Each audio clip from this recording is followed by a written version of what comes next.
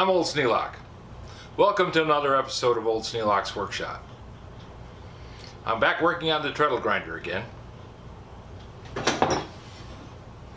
With the treadles completed and ready to be mounted, other than needing some paint and probably some rust removal before I do the paint.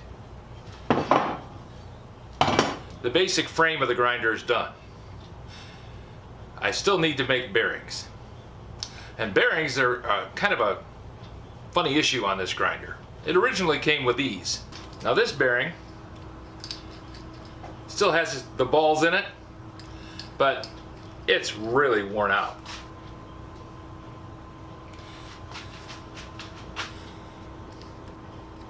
You can see by the condition of the race that it's way too loose. Now the balls haven't fallen out of this one yet. It still has the balls in it, but the race itself is worn down, and I think the ball diameter has been reduced from all the wear. I have a big gap in there, it rattles loose.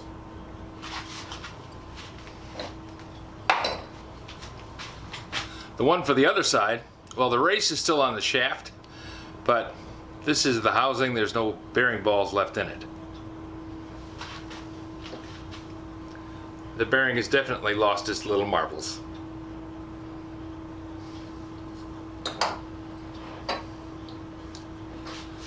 Looking at these two bearings, I thought there's just no fix to these. I'm going to give up and try and come up with a better way of making a bearing mount. So I set about looking for new bearings. And I came up with several. I bought two F&D bearings, part number UC202-10. Bought them online. They're the right diameter shaft. The shaft that the grinder came with is 5/8. That's what the bore on this bearing is, and that's what the bore on this new bearing is. Only problem is, it's a bit large. It's too wide. It takes up too much room on the shaft. Makes it so when I go to mount this crank on the shaft, there's not quite enough room to get it to actually mount on there. I could extend the shaft and make these bearings work. So I thought, okay, that's a viable alternative. But then I got to thinking about it because I've had a long time while I'm trying to figure out the treadle and the frame and paint the house and do all the other things that I'm doing.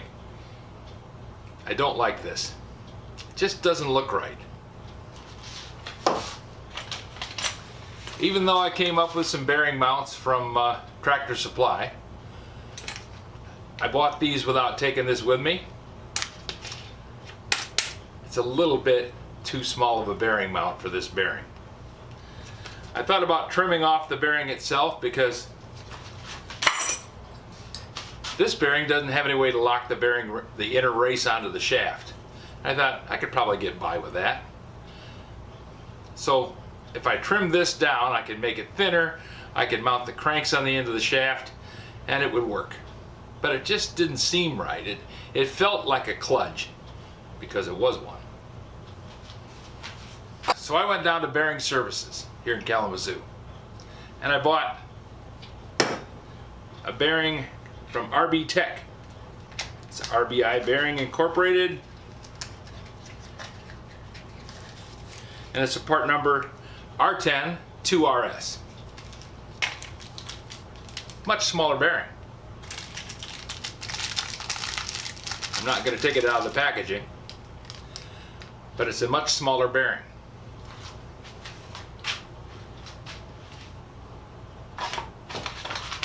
It won't fit with these because these are for self-lining bearing and this one isn't.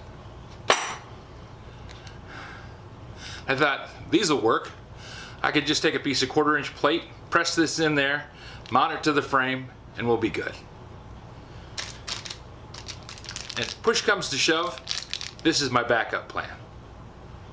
Why do I have a backup plan? I got to looking at this and I thought, you know what? I'm missing the balls out of this one. I have the race still on the shaft. I have this inner race. I have two outer races. I'm just missing the bearings. And the bearings that I have are too small. Why are they too small? Because the inner race and the outer race wore. This is designed to be run with the grinder being wet.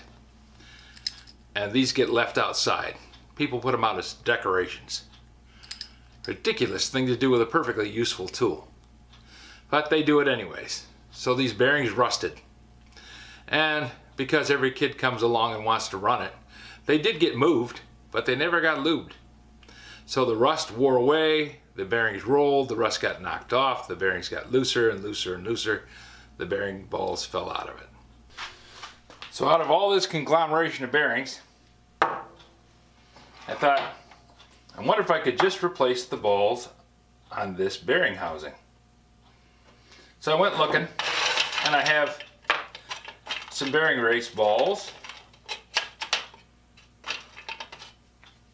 various sizes, large and small. And I looked at them and I said, well, that one fits kind of, but it's really too small.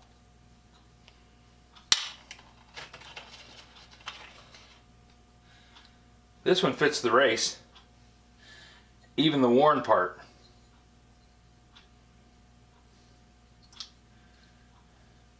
And it's going to function.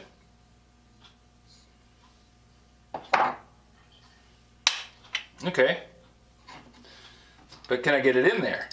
By taking my trusty old Craftsman calipers and fiddling around with this thing, I could get a bearing isolated so that I could actually get a diameter on it. And the diameter is 0.230.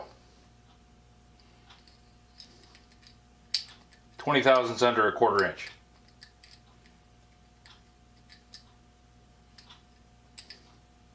And I thought, okay, how big does it have to be to fill up the gap? Well, the gap between the inner race and the outer race, the gap between the inner race and the outer race is 0.157. If I take the 0.157, divide it in 2, I come up with 0.078. So I add 0.078 to 0.230, and I come up with a bearing diameter needed of 0.308.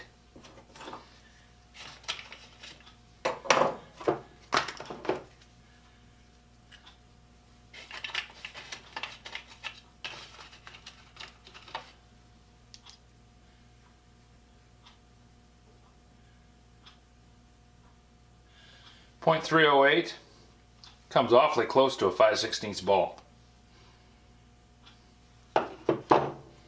I think I got room. So my next step in this process is to go down to Bearing Services and buy 28 5/16 diameter ball bearings. So that's where I'm going right now.